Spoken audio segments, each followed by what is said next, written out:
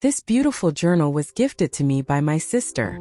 She asked me to promise her that I would keep writing more frequently.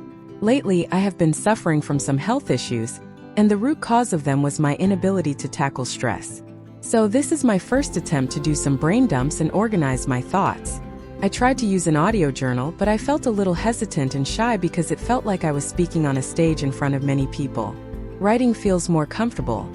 Although I will still add some audio entries as well because I am afraid I will end up talking to no one all day, and I'm scared that I might lose my ability to communicate.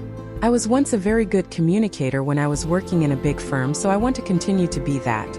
I will try my best to avoid having these entries as streams of consciousness because I don't like that. I want them to have a subject. For example, today my goal is to talk about my brain dump, and today I've got a lot of things on my plate. I have to go for an eye checkup, and afterwards I need to celebrate my niece's birthday and then come back home and prepare dinner. All the while, I also have to take care of myself and keep an eye on my IBS symptoms and avoid eating more food.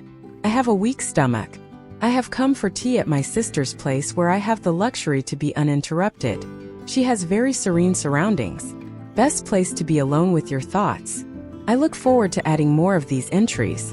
However, as I am new to journaling, I am not that comfortable in this very first entry, but I do hope to be more honest in future because I want these entries to be therapeutic. I want my inner monologue to be more focused and my thoughts more organized. When I look into my thoughts, everything feels so jumbled up that sometimes I can't even recognize what is hurting me or what is fueling my pessimism. I do not want to be a sleepwalker in life, if you know what I mean. My main goal is to become a better person each day and to be a good communicator. Lately, I've come to understand that the gem of communication is a good pause. I started using it with my kids, and they loved the drama it created. I love English language, which is why I want to be comfortable with it. I want to have my inner dialogues in English. I want to communicate with my kids in English and ensure that they are comfortable with it too. I want to watch English serials and movies. The reason is that I fell in love with English literature. It was very soothing and I felt connected. I understood the feelings that existed within me, but were never given words. I saw those feelings reflected in the books, and they comforted me, which is why I feel that the English language is a refuge. I do not want to be apart from it.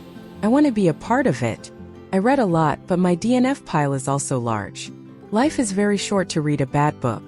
Though I have deep appetite for reading, I am very conscious in choosing books and when to abandon a story. Some books are unforgettable, like Octopus Solving Mystery, Penguin Changing an Old Woman's Life, Missing 13th Tale, The Pearl Earring One, Painting, Book and Movie All Wow. I thought about contributing to English by writing a book, but I don't think I'm that good.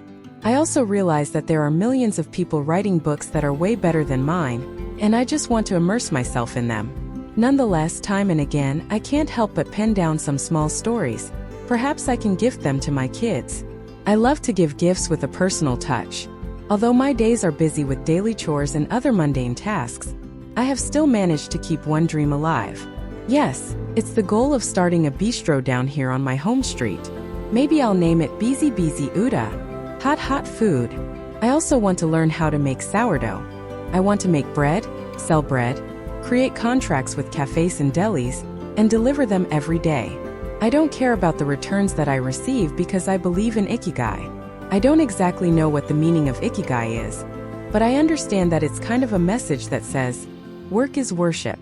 I just want a purpose to get up in the morning and feel good about myself by creating a good dish, baking, learning to bake, and maybe in the future taking care of a small bistro while being grateful for whatever returns I get later.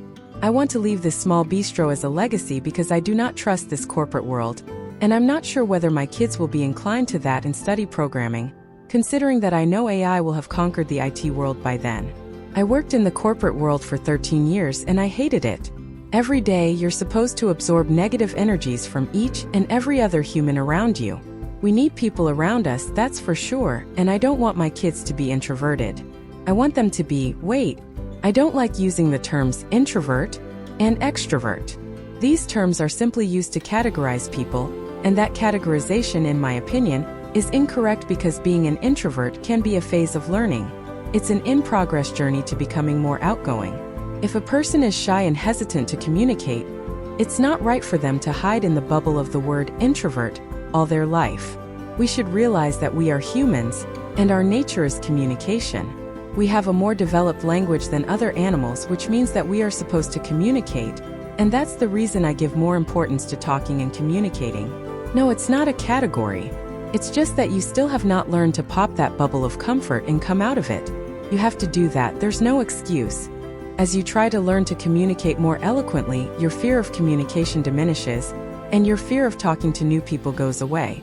You don't have to have a deep philosophical message or something wise to say when you talk to someone. That's why we say it's just small talk, because you can simply ask, "Hi, hello, how are you?